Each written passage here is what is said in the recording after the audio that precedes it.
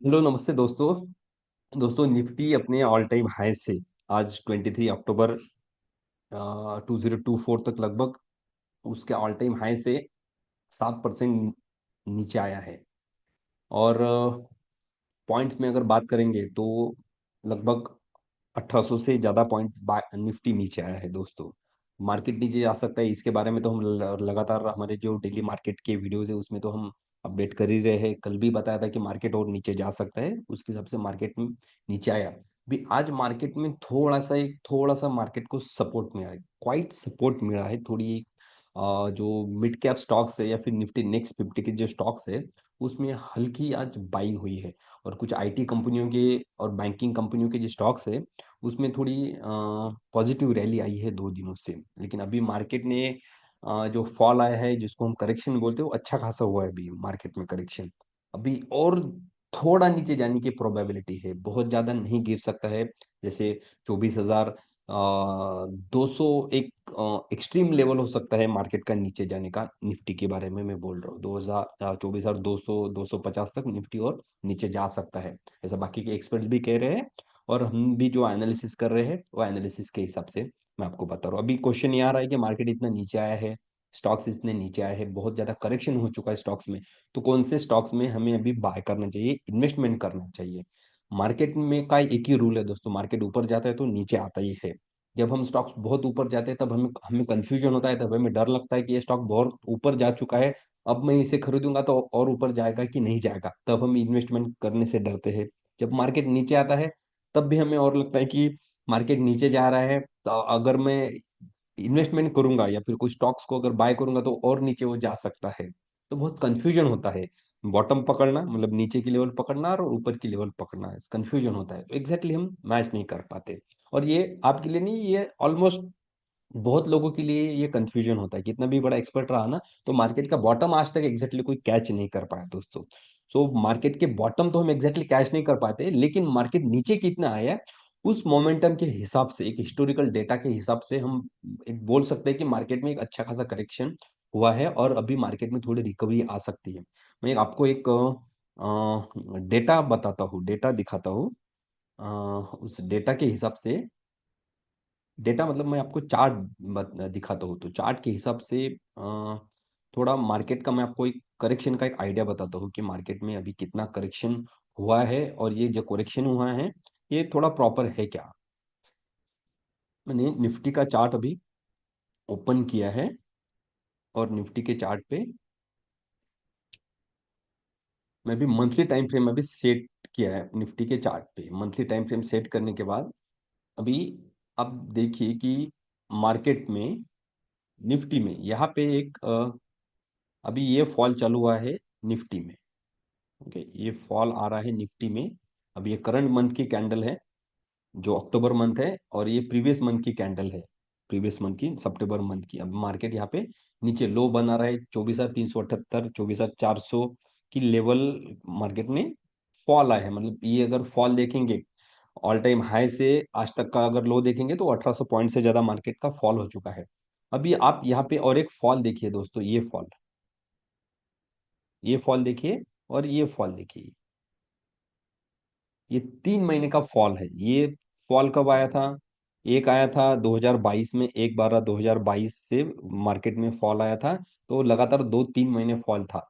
मतलब दिसंबर, जनवरी और फरवरी तक मार्केट निगेटिव था। इंट्राडे में भले ही मार्केट ऊपर नीचे हो, लेकिन एक ओवरऑल अगर लॉन्ग व्यू के पॉइंट ऑफ से अगर हम देखेंगे तो मार्केट निगेटिव था।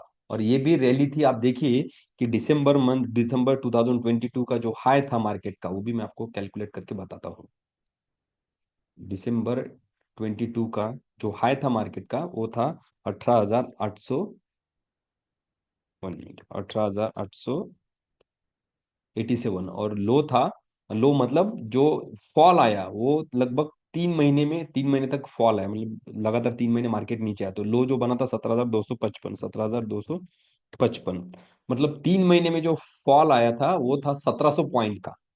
1700, 1750 पॉइंट, 1600 1700 पॉइंट होते हैं दोस्तों, 1600 1700 पॉइंट का 3 महीने में फॉल आया। उसके बाद और एक, उसके पहले और एक फॉल आया मार्केट में, ये देखिए ये कब आया था?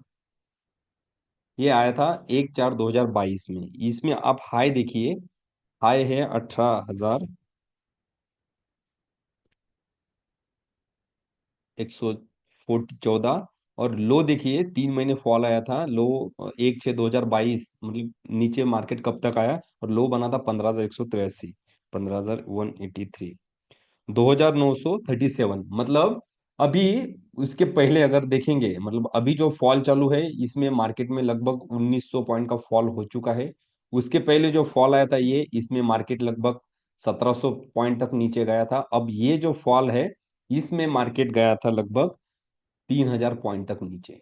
2,900 पॉइंट है ये दोस्तों। और ये जो फॉल था, ये ये कब आया था? 2022 में। ये कब आया था? 2022 का ये जब अदानी का मैटर हुआ था, हिंडनबर्ग का सबसे पहले जब मैटर हुआ था, उस टाइम पे ये फॉल आया था दोस्तों। अभी मार्केट में फॉल आना ये कोई बड़ी बात नहीं है। मार्केट में अभी ये जो फॉल आया है ये मैक्सिमम अभी 2,000 पॉइंट है। और नीचे भी गिरा मार्केट तो 500-600 पॉइंट तक नीचे जा सकता है। फॉल तो आएगा ही आएगा, मार्केट ऊपर गया, मार्केट तो नीचे आया। हमें इसमें क्या सीखना है? तो अभी राइट टाइम है इन्वेस्टमेंट का। अभी कौन से स्टॉक्स में या फिर हमें किस में इन्वेस्टमेंट करना है। जैसे आप देखिए कि इस फॉल में यहाँ तक मार्केट नीचे आया, फिर मार्केट में रिकवरी हुई, फिर मार्केट यहाँ पे नीचे आया, फिर मार्केट में रिकवरी हुई। अब ये सेकंड फॉल जब रिकवर हुआ मार्केट का, तो उस वहां से लेके तब से मार्केट नीचे नहीं आया था, मतलब मार्केट में करेक्शन फेज नहीं आया। अब मार्केट में करेक्शन फेज है।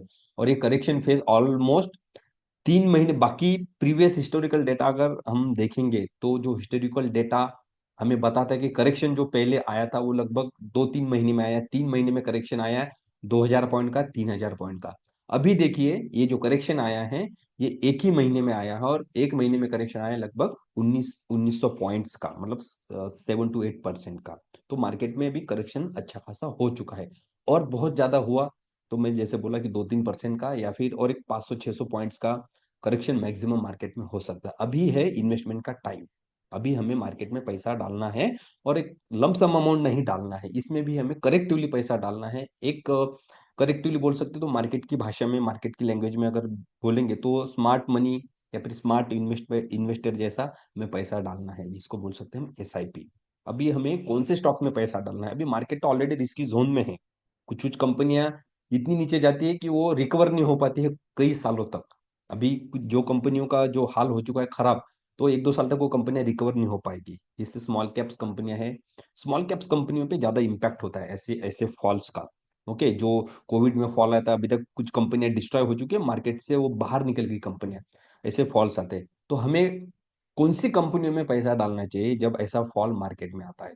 तो सबसे भरोसे वाला है सरकारी कंपनियां हैं।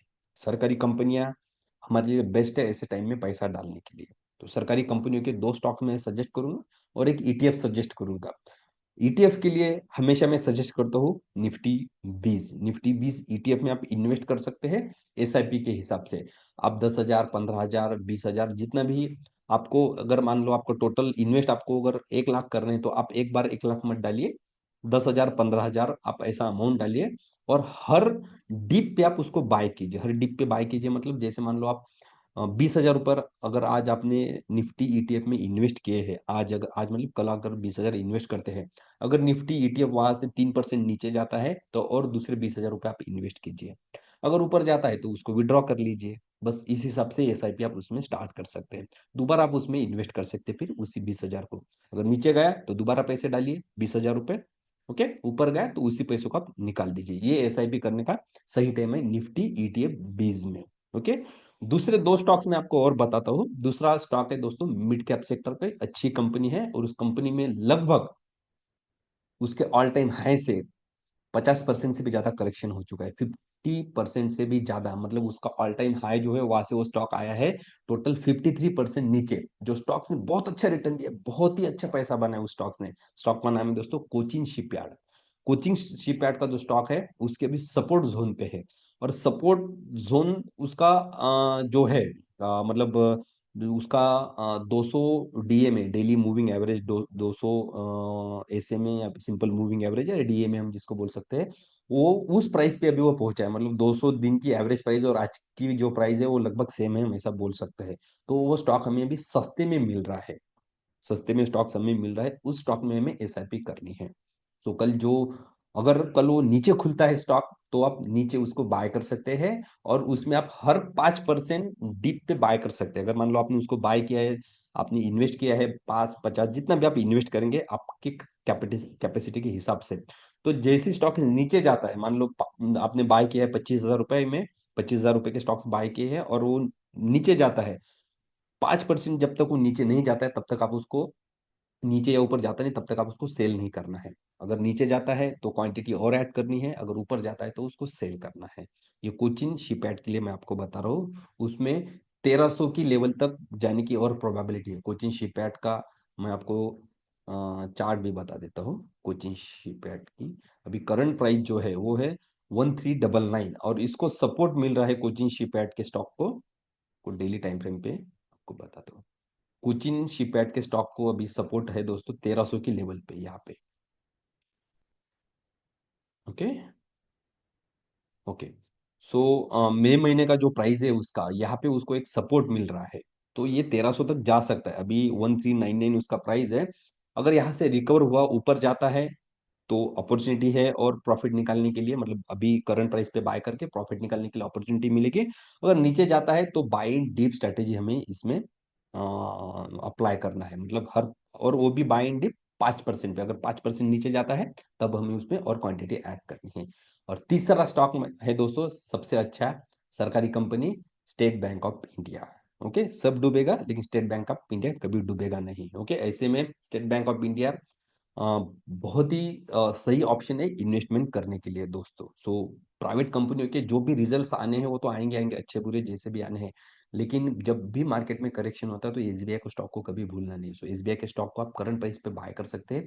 उसमें भी लगभग उसका जो ऑल टाइम हाई है, ऑल टाइम हाई से लगभग 9 से 10% का करेक्शन हो चुका है दोस्तों एसबीआई के स्टॉक में। और अभी बैंकिंग के स्टॉक से थोड़ा ठीक चल रहे हैं। बैंकिंग कंपनियों के जो क्वार्टरली रिजल्ट्स है वो अभी अच्छे आए हैं। डेली टाइम फ्रेम पे अगर देखेंगे तो एसबीआई को लगभग अभी जो सपोर्ट लेवल है एसबीआई का वो है 765 का, मतलब 760 765 पे एसबीआई को सपोर्ट है। करंट प्राइस है उसका 785, 780 785 के लेवल में आप उसको बाय कर सकते हैं, करंट प्राइस पे बाय कर सकते हैं। अभी जो चार्ट पे प्राइस है उस प्राइस पे बाय कर सकते हैं कल। ओके, उस प्राइस पे मिलता है तो, और उसमें आप एसआईपी कर सकते हैं। सेम आपको कॉन्सेप्ट अप्लाई करना है।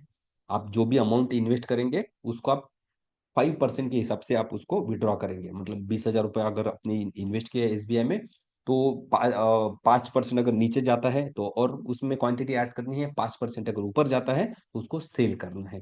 यही कॉन्सेप्ट आपको अप्लाई करना है, और एक लॉन्ग टर्म इन्वेस्टमेंट के लिए आपको इसमें रुकना है। लॉन्ग टर्म इन्वेस्टमेंट, अगर सेल करना चाहते हो तो सेल कर सकते हैं, अगर कंटिन्यू करना चाहते हैं तो हर महीने आप उसमें पैसा डाल के रखिए। जैसे मान लो कल से अगर आप एसआईपी चालू करेंगे 24 अक्टूबर से, तो उसमें आप हर महीने, अगर विड्रॉ नहीं करना आपको पैसा, तो हर महीने आप उसमें अमाउंट ऐड कर सकते हैं। आप अगर मान लो एसबीआई में 786 रुपये उसका प्राइस चालू है, 785 786, मैं अगर कल उसमें 10,000 रुपये इन्वेस्ट करता हूँ, तो नीचे जाता है 5%, तब भी मैं अमाउंट इन्वेस्ट करूंगा, अगर ऊपर जाता है तभी भी मैं अमाउंट इन्वेस्ट करूंगा। अगर आपको स्विंग स्विंग खेलना है तो आप उसमें से पैसे आप विड्रॉ कर सकते हैं दोस्तों। तो ये राइट टाइम है अभी मार्केट में पैसा डालने का। थोड़ा और करेक्शन ऊपर नीचे हो सकता है, लेकिन अभी थोड़ा मौका बन रहा है मार्केट में पैसा डालने का दोस्तों। वीडियो अच्छा लगा है तो शेयर कीजिए, कमेंट कीजिए और लाइक कीजिए। Thank you so much. Good night.